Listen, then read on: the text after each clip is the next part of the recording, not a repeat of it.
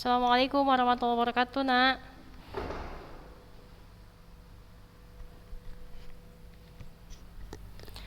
Oke. Yang lain, kita tunggu teman-temannya yang lain ya. Masya Allah udah pada bergabung ke pembelajaran kita hari ini. Nah, sebelum kita mulai, peraturan dari Ustazah adalah sebelum kita mulai, silahkan yang sudah hadir ketikkan namanya terus keterangan hadir di kolom chat yang ada di Zoom. Supaya Ustazah tahu bahwasanya anak-anaknya Ustazah pada hadir nih hari ini ngedengerin pembelajaran biologi kita. Nah, peraturan kedua, ketika Ustazah menyampaikan salam, mengucapkan salam, maka di situ baru ananda sekalian menjawab salam dengan cara membuka mic-nya, jawab salamnya, lalu sesudah dijawab salamnya, tutup kembali mic-nya. Paham? Naam. Sudah, yang baru datang, yang lain silakan tutup mic-nya, dengarkan aja Ustazah. Yang baru datang, yang baru bergabung, silakan ketikkan nama, kemudian keterangan hadir di kolom chat supaya Ustazah tahu kalau anak-anaknya Ustazah hadir hari ini untuk ngikutin pembelajaran kita.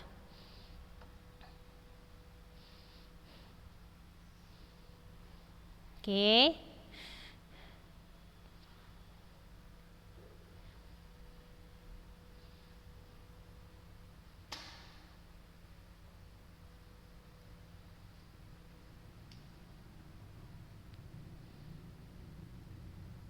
Sudah? Oke, kita mulai. Bismillah. Assalamualaikum warahmatullahi wabarakatuh.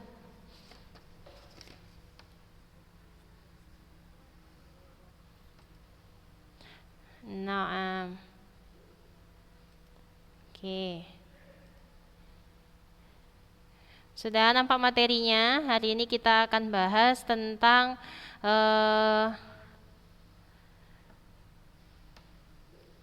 organ-organ pada tumbuhan.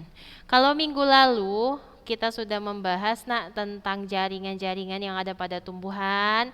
Di antaranya ada jaringan meristem, kemudian ada jaringan gabus, ada jaringan pengangkut, ada jaringan dasar dan sebagainya. Nah, minggu lalu kita sudah menyentuh tentang organ-organ pada tumbuhan, yaitu akar. Ustaz sudah menjelaskan tentang akar. Nah, sebelum kita lanjut, kita ini dulu karena Ustazah lupa sebenarnya karena minggu lalu Ustazah minggu lalu itu nge-share file materi kita ini kepada anak-anaknya Ustazah supaya bisa taruh kecatatan karena materinya sangat banyak dan kalau didengarin aja nanti takutnya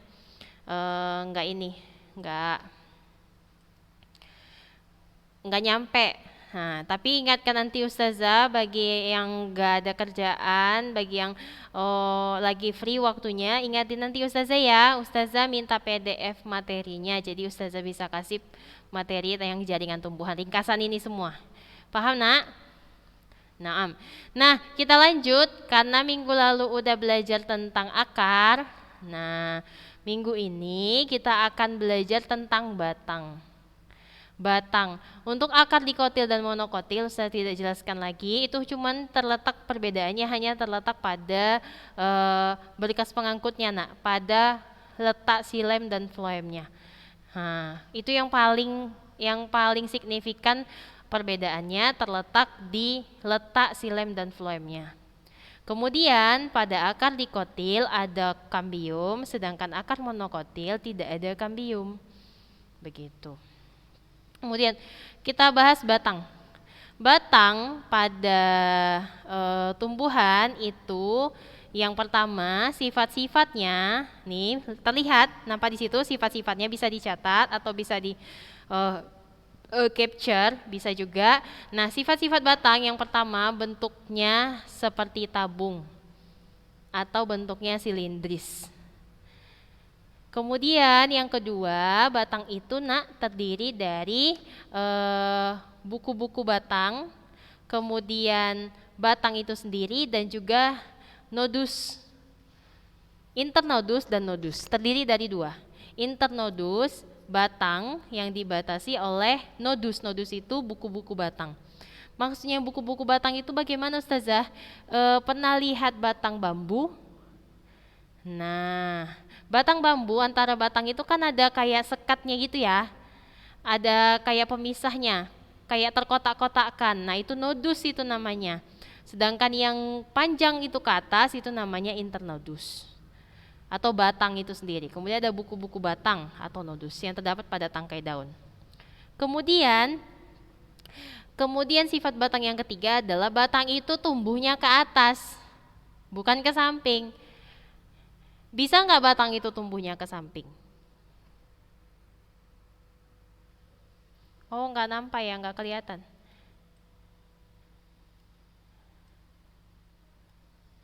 Kelihatan? Kelihatan?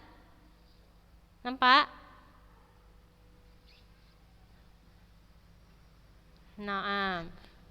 Nah, batang itu ada nggak yang tumbuh ke samping? Atau tumbuhnya ke bawah? Ada nggak?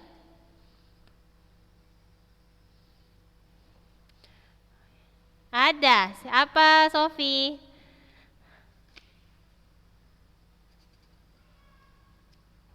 Naam. Itu Agina kok namanya Anissa Nabila ya? Punya adik ya? Oh, naam. Nah, itu batang itu ada nggak tumbuhnya yang ke samping, ke bawah, atau tumbuhnya zigzag gitu, atau bengkok-bengkok gitu, ada nggak? Ada. Siapa yang bilang? Halimatus Sa'diyah. Kenapa bisa tumbuhnya ke samping?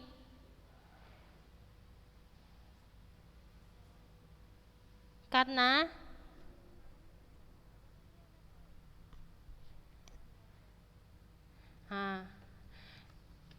Ustazah tanya tumbuhnya ke atas, ada nggak yang tumbuhnya ke samping gitu, mereng gitu tumbuhnya. Kemudian ada nggak yang tumbuhnya ke bawah, ke dalam tanah tumbuhnya, ada nggak?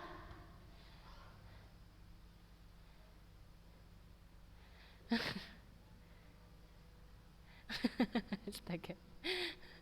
Di sini udah jelas, di sini ada clue-nya, fototropisme. Fototropisme apa maksudnya fototropisme? Fototropisme berarti gerak tumbuhannya mengikuti cahaya. Ya iyalah biar dia bisa tumbuh ke samping. Kalau kalian taruh cahayanya di samping, kan dia tumbuh batang itu kan mengikuti arah cahaya. Makanya itu nak, ketika anak-anaknya Ustazah nanam tanaman di teras, sementara terasnya setengah dari terasnya itu nggak kena cahaya matahari, pasti tumbuh dari si batang itu menuju ke cahaya matahari itu. Makanya dia tumbuhnya menyamping.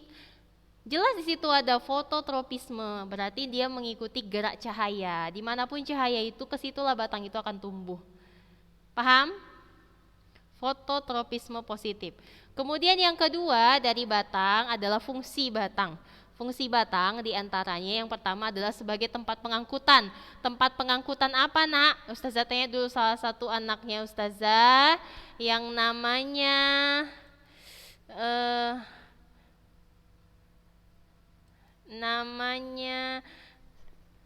Syakirah. Mana Syakirah ini?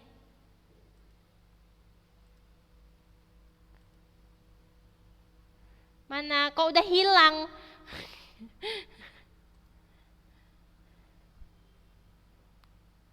Rantia, coba Rantia. Rantia Anissa. Rantia. Nak, dia sebagai tempat pengangkutan. Tempat pengangkutan apa nak?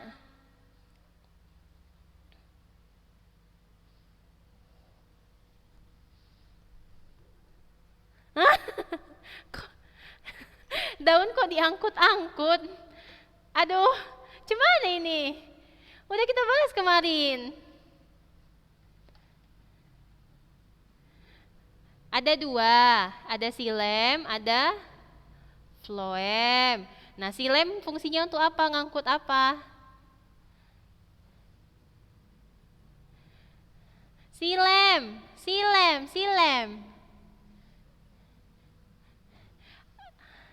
Air dan garam mineral dari tanah menuju daun.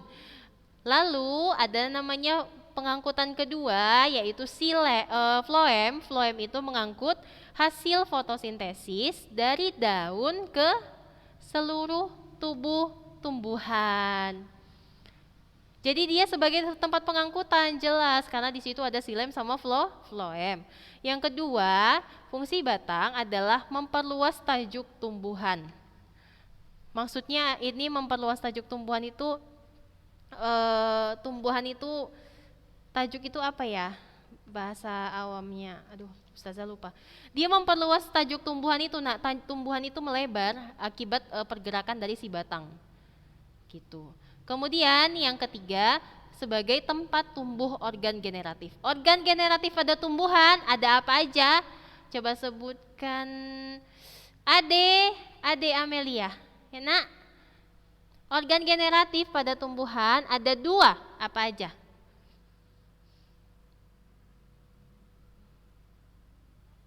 Iya.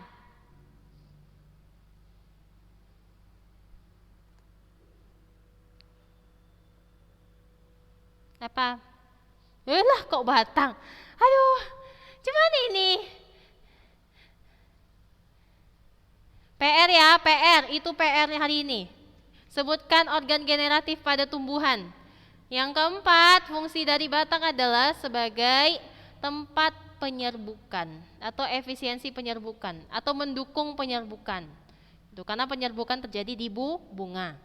Lanjut, kita masuk ke anatomi batang. Anatomi batang yang pertama terdiri dari 3 jaringan. Ada epidermis, ada korteks, ada stele atau silinder pusat. Di dalam epidermis terdiri dari 1 lapis sel. Epidermisnya cuma 1 lapis nih, nampak nih 1 lapis epidermisnya. Terdiri dari 1 lapis sel, rapat, kemudian dinding luarnya terdapat kutikula untuk melindungi batang dari kekurangan air. Itu makanya batang itu licin-licin. Nah itu. Kemudian yang kedua, tumbuhan kayu atau tumbuhan kayu epidermis pada tumbuhan kayu yang sudah tua, terdapat di situ kambium gabus untuk menggantikan fungsi jaringan primer. Jaringan primernya apa, Nak? Jaringan primer pada batang itu adalah parenkim, kolenkim, kemudian sklerenkim. Lanjut yang ketiga, kambium gabus melakukan pertukaran gas melalui lentisel. Untuk lentisel nanti kita bahas di pertemuan berikutnya. Kemudian yang korteks, jaringan korteks. Apa aja ciri-cirinya Ustazah? Ciri-cirinya terdiri beberapa lapis parenkim di dalam jaringan korteks. Ada parenkim, kemudian ada kolenkim, kemudian ada sklerenkim atau jaringan dasar. Di buku kalian itu disebut dengan jaringan sederhana, ada 3. Nampak? Ada jaringan halaman 33, ada jaringan parenkim, ada jaringan kolenkim, dan ada jaringan sklerenkim. Kemudian pada bagian korteks juga, bagian dalamnya mengandung amilum. Amilum itu zat pati. Gitu.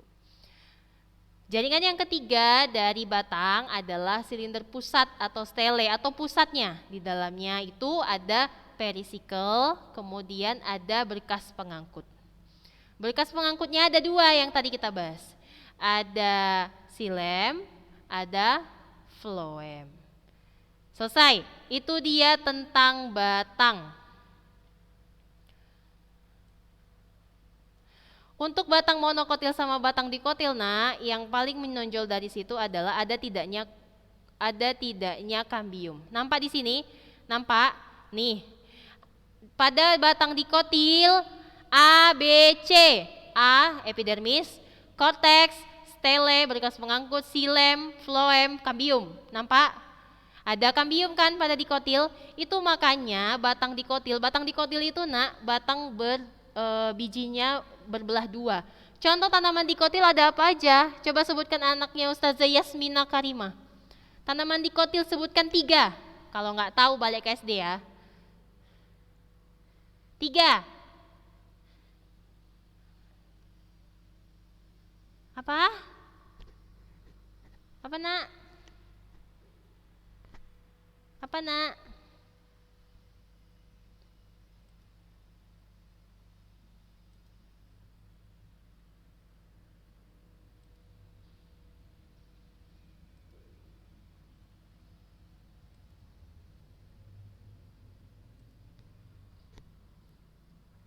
Apa Yasmina Karima? Ada 3. Apa nak? Sebutkan 3. Dikotil.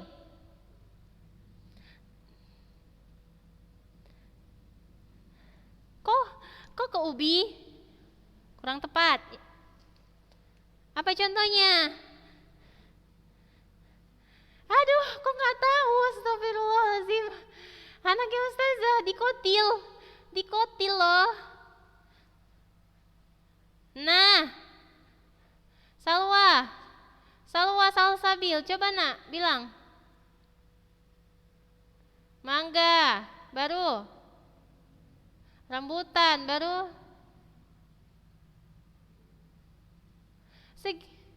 Segitu banyak.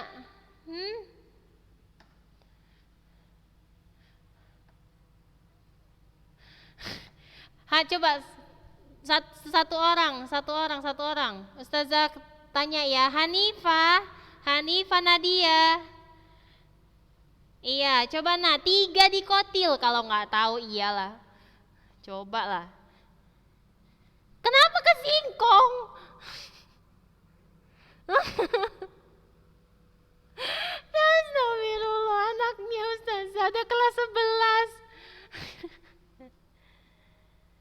Coba 3 dikotil. Astagfirullah. Mengucap Ustazah di sini ya. Nggak tahu 3 dikotil, balik lagi kita ke SD ya. Apa Hanifah? Apa Hanifah? Coba Hanifah. Coba Hanifah. Haru. Kok kentang? Aduh.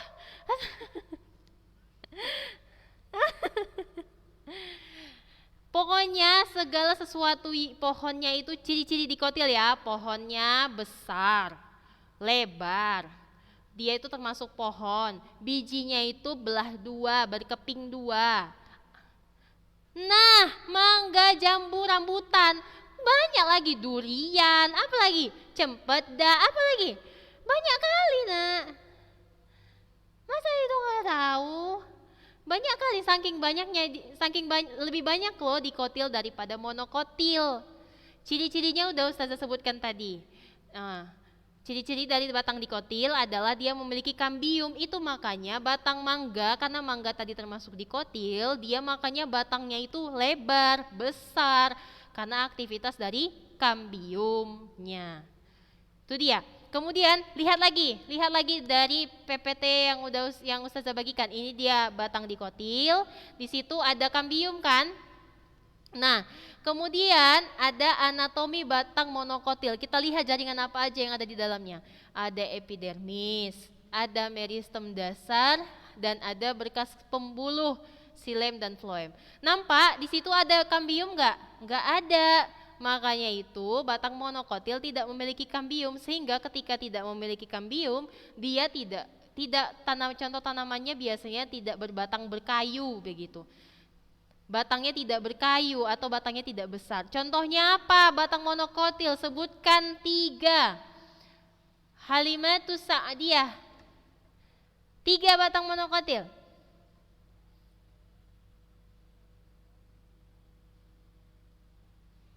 Kelengkeng termasuk.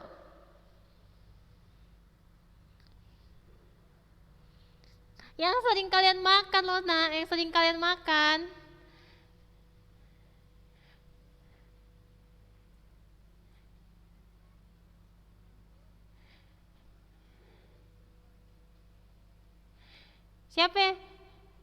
Siapa yang bilang itu? Sarafina coba nak. Coba nak 3 Sarafina.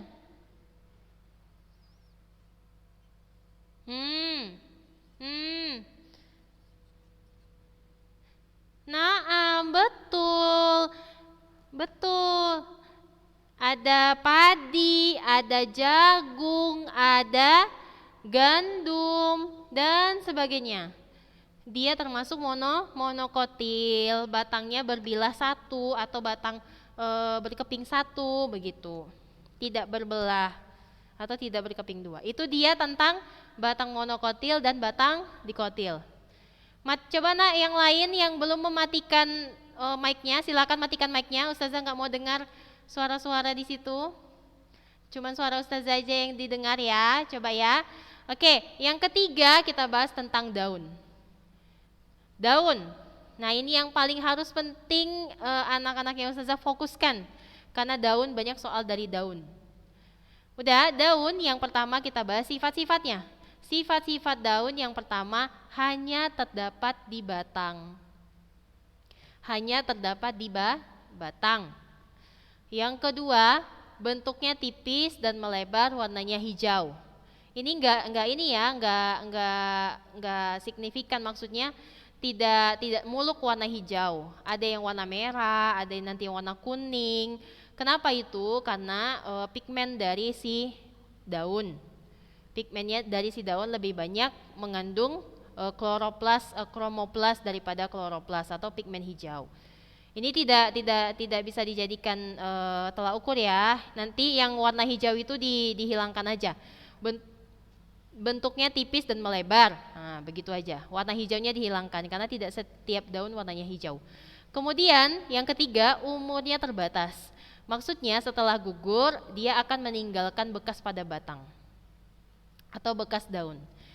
Itu sifat-sifat daun. Yang kedua, fungsi dari daun. Yang pertama adalah sebagai tempat fotosintesis. Ustazah ulangi lagi karena udah kelas 11, coba sebutkan reaksi lengkap fotosintesis. Apa tambah apa, menghasilkan apa tambah apa. Silahkan, itu jadi nilai plus ya yang menjawab tadi tuh. Sebutkan nama, yang tahu sebutkan nama, kemudian jawabannya. Silakan. Ustazah tunggu, sebelum Ustazah panggil nih satu-satu.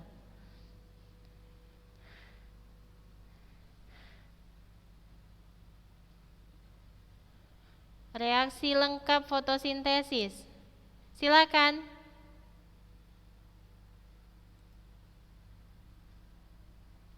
Nah. Lanjut. Agina. Buka mic-nya.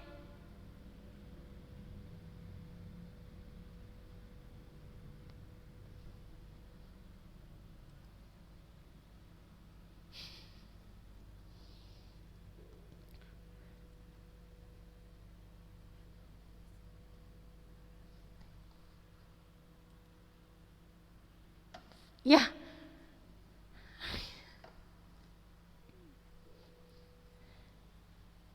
Ya. Jangan nengok lah. Gak boleh lah nengok. Ustazah tanya ya, yang lain. Coba anaknya Ustazah Zia Samsia. Ayo nak, coba nak. Reaksi fotosintesis lengkapnya.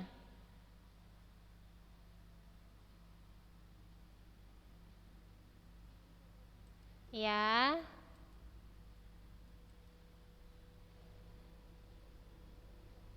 Ya. Lanjut.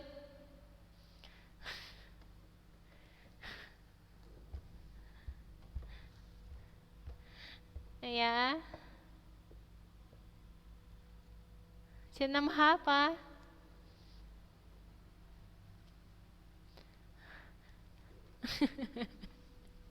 Lirik-lirik ya. Nampak loh. Ya, oke. Didengarkan yang lain yang nggak tahu, silahkan didengarkan Ustazah diktekan. 6 CO2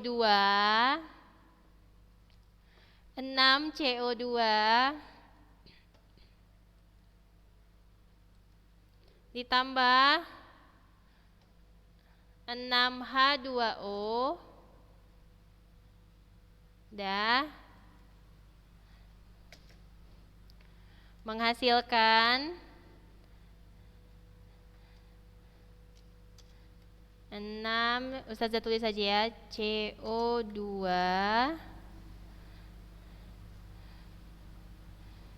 Itu duanya ke bawah aja buat ya. 2 ke bawah. Paham nggak? 2 pangkat ke bawah. Ya, 6 CO2 ditambah 6 H2O dah menghasilkan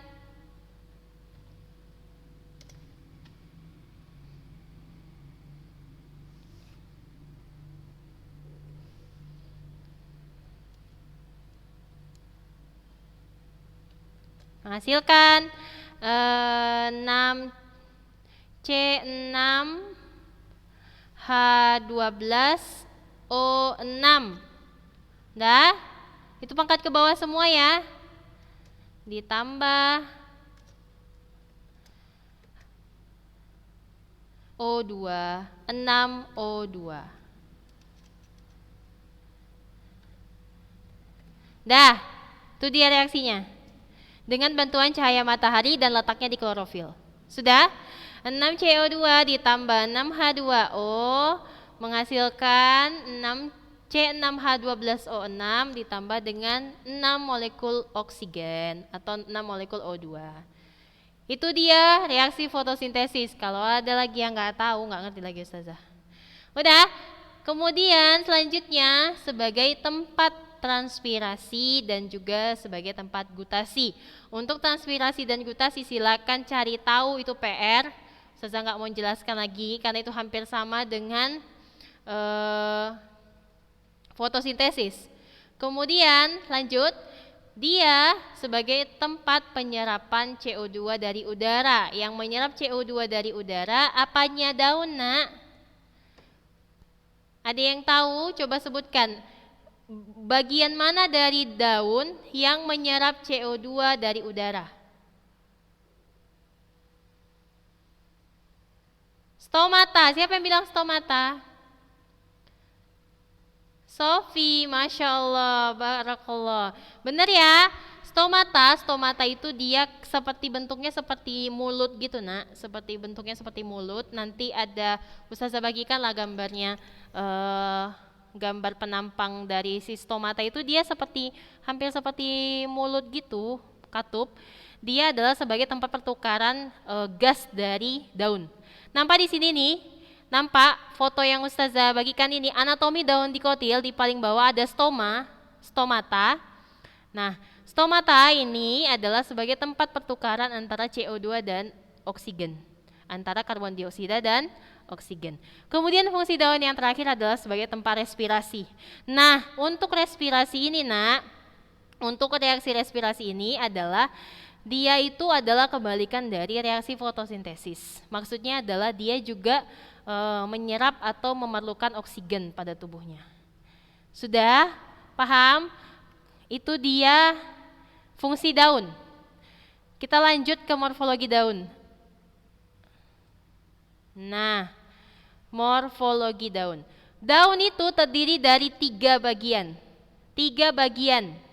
Dia ada pelepah, kemudian ada tangkai, kemudian ada helaian.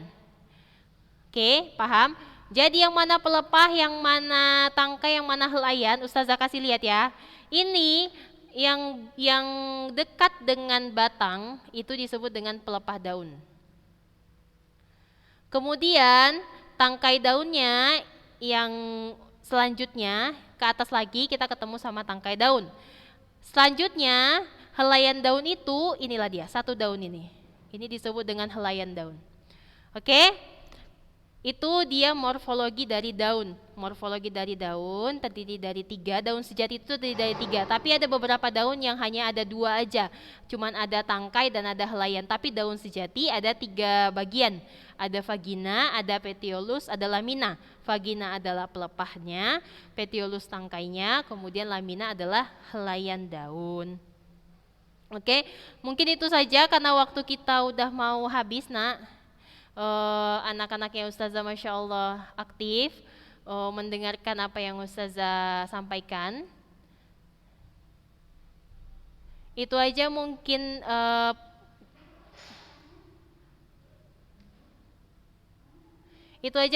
pembelajaran kita hari ini ya, Nah. Ustazah harap terus semangat belajarnya, jangan ada masalah lagi. Kemudian afwan jiddan kepada anak-anaknya Ustazah, afwan sekali karena Ustazah kemarin tidak balas, tapi Ustazah baca itu ya chattingan tugas-tugasnya anak-anaknya Ustazah.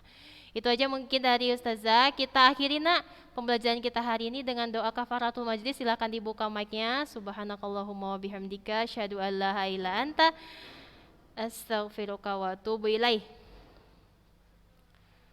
Ya, itu aja dari Ustazah. Kita akhiri. Assalamualaikum warahmatullahi wabarakatuh.